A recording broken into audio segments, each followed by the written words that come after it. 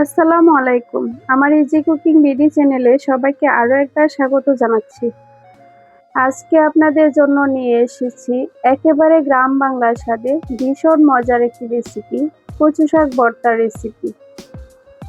গরম ভাতের সাথে এই ভর্তাটি থাকলে অন্য আর কিছুই লাগবে না। সবাই খুব মজা করে খাবে। খুবই সহজভাবে আজকের এই কচু শাকের ভর্তাটি শেয়ার করেছি। আশা করি সবার ভালো লাগবে।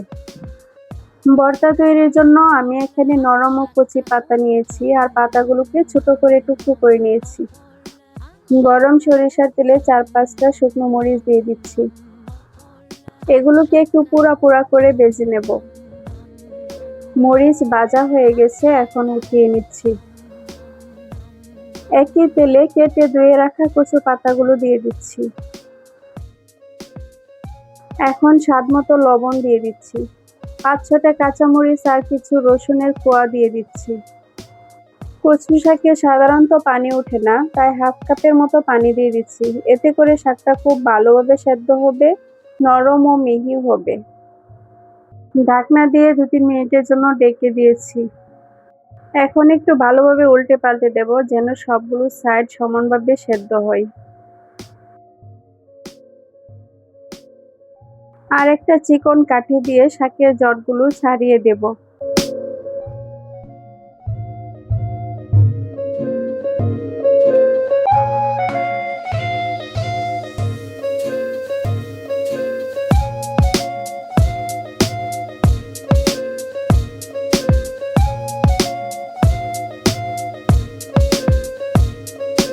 পানিটা প্রায় শুকিয়ে গেছে, শাকটাও সেদ্ধ হয়ে গেছে।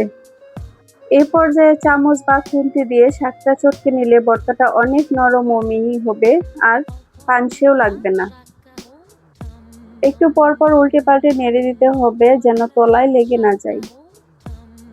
এরকম সফট থাকতে নামিয়ে ফেলতে হবে, তা না হলে ভর্তাটা শক্ত হয়ে যাবে, খেতে একদম ভালো লাগবে না। ভর্তা মাখানোর জন্য প্রথমে একটি বাটিতে শুকনো মরিচ আর লবণ নিয়েছি। মরিচ পিষে নিয়ে পেঁয়াজ কুচি দিয়ে দিচ্ছি পরিমাণ মতো সরিষার তেল। সবকিছু ভালোভাবে হাতে মেখে নেব।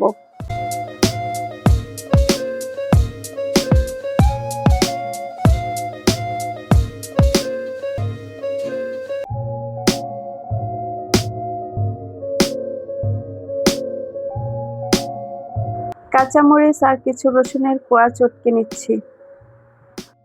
এখন সবকিছু হাতে মেখে ভালোভাবে মিশিয়ে নেব।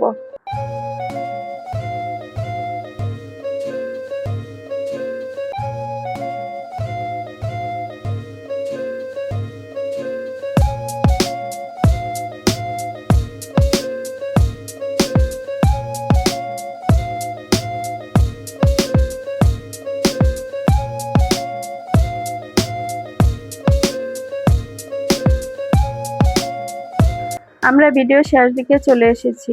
তো এতক্ষণ যারা ভিডিওটি দেখছেন সবাইকে অনুরোধ করছি আমার চ্যানেলটিকে সাবস্ক্রাইব করে পাশে থাকার জন্য।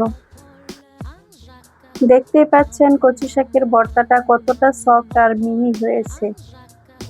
গরম ভাতের সাথে এই ভর্তাটা মুখে দিলে একেবারে মিলিয়ে যায়। যারা এখনো এই ভর্তাটা এভাবে খাননি তারা একবার এভাবে বানিয়ে খেয়ে দেখবেন, আশা করি এর স্বাদ কখনো ভুলতে পারবেন না। পুষ্টিগুণে ভরপুর কচু শাক আমাদের শরীরের জন্য অনেক উপকারী। খুব সহজভাবে গ্রাম বাংলার স্বাদে এই রেসিপিটি শেয়ার করার চেষ্টা করেছি, আশা করি আপনাদের ভালো লেগেছে।